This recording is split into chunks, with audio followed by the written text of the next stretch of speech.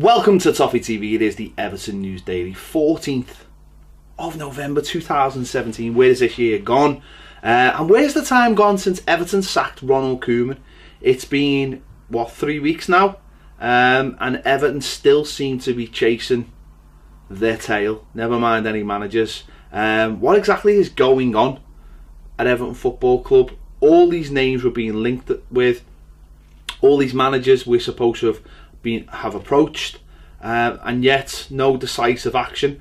It was revealed last night that Everton approached Silva of Watford, or certainly approached Watford to speak to him. Watford quickly said no.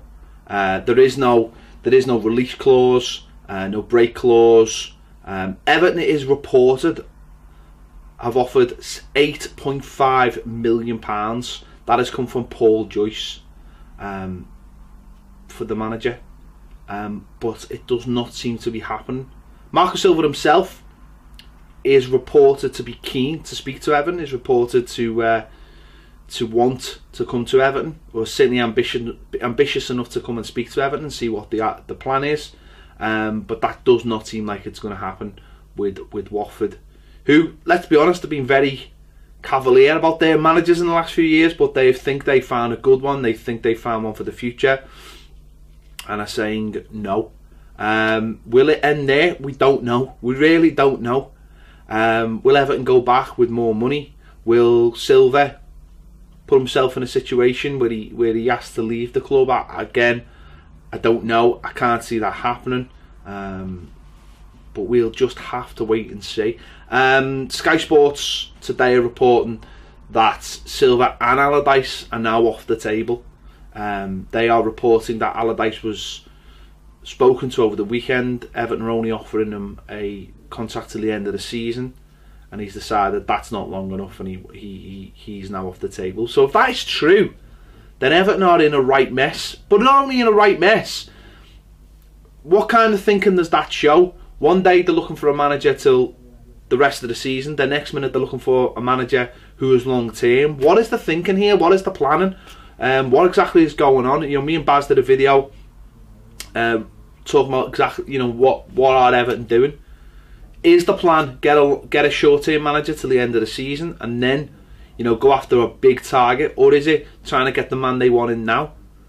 It just seems a lot of muddled thinking. And you look at people like Paul Joyce, Phil McNulty today, they're saying the same things, and they are highly regarded journalists, and they are getting the sense that Everton don't really have a plan, or have too many plans. Maybe that's the problem. Is it the problem that Mashiri wants one thing and Bill Kenwright wants another?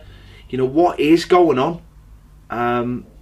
Fans are starting to get worried, and not worried. Well, worried because of the manager decision, but worried about what is going on behind the scenes at Everton Football Club. Who's pulling the strings? Who's making the decisions? Because we're making ourselves look, once again, like a bit of a laughingstock. Whereas fans had generally thought we were past that. It doesn't seem like we are, does it? It doesn't seem like we are. So what is the plan? We've been linked with all kinds of managers, all kinds of names, short term, long term. One thing seems for definite now: David Unsworth will be in charge against Crystal Palace on Saturday. Everton never said he wouldn't be, but I certainly don't think that was the plan. I think they would have liked to have got someone in over this past weekend. I think that was always the idea. Take the time, get into the international break, and then make a decision, or make some phone calls and get that sorted. It hasn't happened. Now listen, Everton might be very comfortable with this situation. They might not be panicking. They might be thinking this is fine. This is what we knew would happen. That's why we've got David Unsworth in them. We've got full confidence in them. If that is what's going on, then let's have a little bit of communication on it then, because we've said this a lot of times. When Everton don't say nothing, other people will fill the void, and I don't think Everton should be letting that happen. And I think Everton should be controlling the narrative of this story, and it doesn't seem like they are. It looks like they're letting other people control it, and that's where in these times it becomes very dangerous with 24-hour news, betting companies attached to media companies, social media.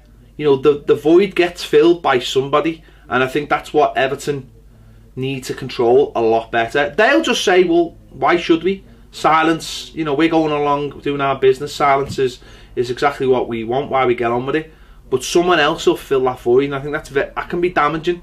That can be damaging to the confidence of football fans, and also the brand as well. You know, if Everton look like they don't know what they're doing, I think that can be quite damaging to the brand. So I'm hoping, you know, Everton can get this sorted out quickly, or decide what they want to do. They're going to go short term or long term, or will they just go back for Marco Silva, a little bit like they did with Ronald Koeman?